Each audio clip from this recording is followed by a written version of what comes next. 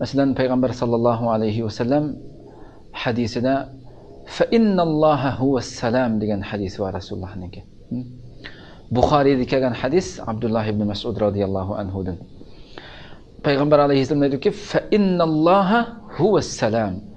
Shaksizki Allah subhanahu va taala huwas-salam, u salomdir, u salomatlik beg'ishlig'uchidir. Mu'minlarga aminlik, xotirjamlik, salomatlik ato qilg'uchidir degan bu mazmundagi hadisi Rasululloh bu hadisi kelgan.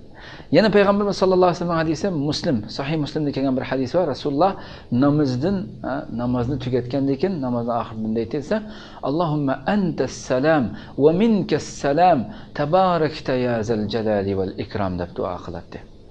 Ey Allah, sen salamsan dedi.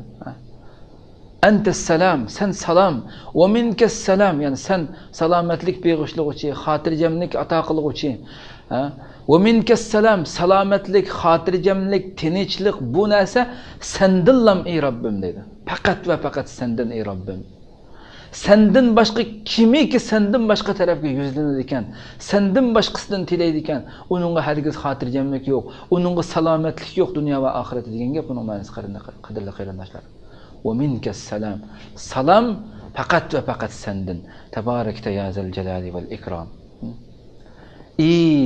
Ulug'luq va ikrom egasi bo'lgan Robbim, sen haqiqatan ulug' poksan deb shunday dedi. Muslim Savban radhiyallohu anhu rivoyat qildi.